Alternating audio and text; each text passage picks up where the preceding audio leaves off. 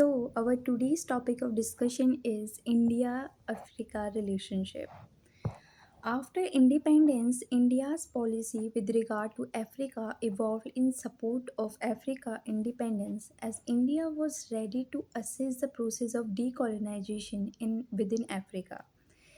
The legacy of Gandhi in Africa strengthened this bond, and after independence, Jawaharlal Nehru played a critical role in fostering closer ties with African countries, and Nehru pushed for Afro Asian unity through non alignment movement. India took up the fight against discrimination against on the ground of race in United Nations, which resonated well amongst the African members.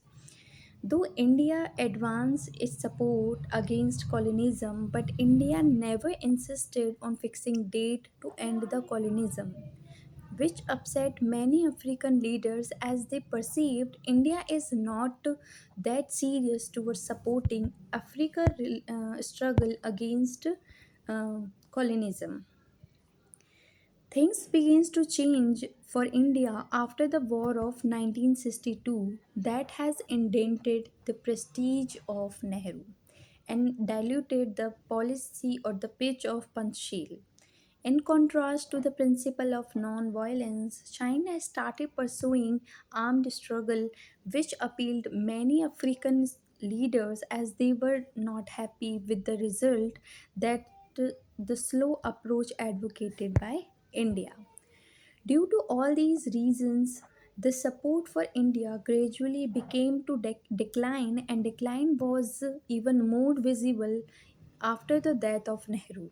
And this was the time when China began to make inroad into the African territory. Also, as China was pursuing a closed economy policy, Africa lost its importance from India's game of things. India decided to refocus on Africa after the 1991 LPG reforms and the new strategic engagement between India and Africa called as Africa for Bharat and Bharat for Africa. This economic diplomacy has given a push for India as India relies on the importance of Africa as a potential market and a resource rich region. India's main competition in Africa is China, though India still has many positives over China. If we talk about these positives of India over China in Africa, then first will be the India's presence in Africa is more than a century old, while China presence goes back to the Cold War times. Second is India has always been seen as a leader of world countries, third world countries, and through non-alignment movement, India share closer strategic ties with Africa with respect to China. India's huge diaspora reside in African countries, for example, South Africa, Kenya, Uganda, Tanzania, and a large number of Africans have earned their degree from Indian university. Recently, IIT Madras established its first international campus in Tanzania.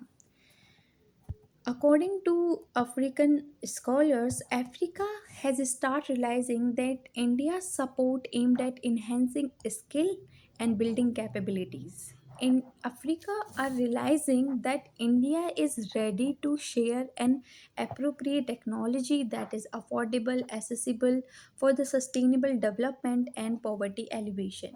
However, China is pursuing an aggressive resource centric policy towards Africa.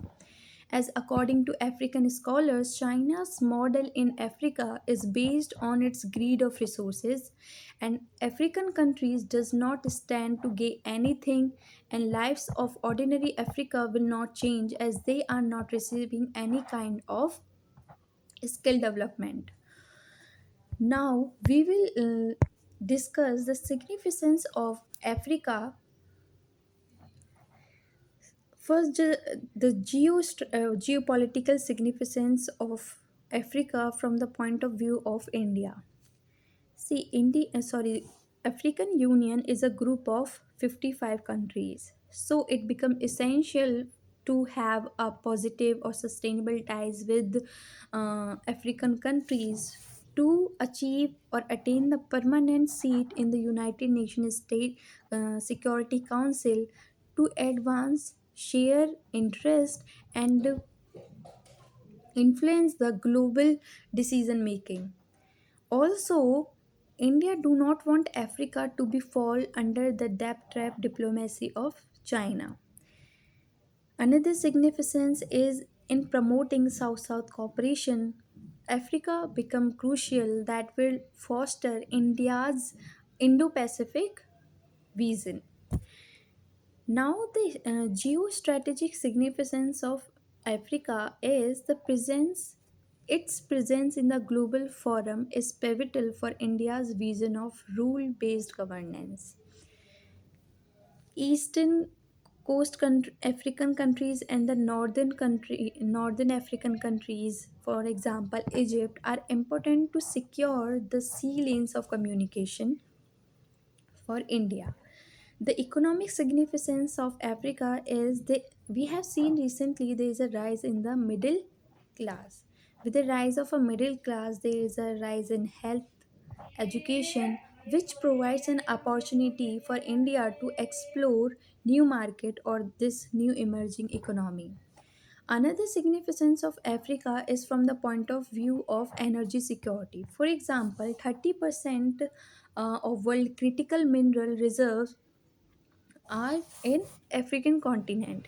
So it become essential uh, for India's transition to low carbon future, particularly in solar panel and battery production.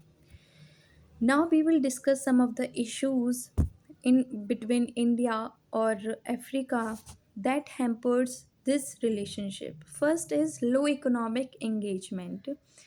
Especially India's private sector is not willing to invest in Africa due to its internal issues. For example, India, we will discuss those internal issues. Another issue is Africa faces the problem of resource curse, which means that despite having abundant resources, Africa faces the problem of instability due to frequent intertribal clashes over the resources. Then there's a problem of terrorism, ethnic violence. For example, in Central African Republic, face insurgency recently. Then there is the issue of competition and external players, for example, China, US, Russia, European Union, Japan, Turkey, and UAE are actively weighing for influence in Africa and seeking market access, resources, and political power. Another issue is delay in project delivery by India in Africa. Other issue is misgovernance and bureaucratic hurdles. Another major issue is growing engagement of Africa and China. For example, Forum on Africa China Africa Cooperation that will help China to for its string of pearl policy, which is not in the interest of India. Another major issue is Islamic fundamentalist concern in Africa. Now, we will see some of the initiative that has been taken by India to resolve these issue or concerns. First is the initiative that India is helping Africa under ITEC, which is India's technological and economic cooperation. Then Pan Africa E project, under which there is a fiber optic network for satellite connectivity, telemedication, medicine, and tele-education. There is also a India Africa Forum Summit. Another initiative is Sagar. Then there is Indian Ocean Naval Symposium for non-traditional security concern, for example, piracy, smuggling, especially near the coast of Somalia.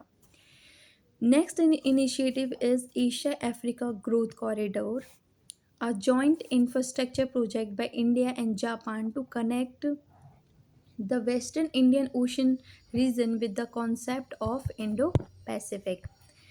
Next initiative that was taken by India is the India Africa Dialogue to address the traditional and non traditional security concerns such as piracy and smuggling, to booster defense export and ensure maritime security. Next is the conduct of trilateral maritime exercise to enhance maritime cooperation. Another initiative is the Kampala STEM guiding principle that was taken by the PM Modi for the education and health sector. Next initiative is India has increased lending to Africa to counter the China's influence. In health sector, India's pharmaceutical companies providing affordable generic medicines and deploying medical teams and offer assistance to combat diseases like AIDS, HIV, Ebola, malaria, etc. Now we will talk about the objective of China in Africa for its huge investment in the African countries. So, first will be to ensure essential minerals such as cobalt, platinum, and coltan, which is crucial for China's emerging technological industries.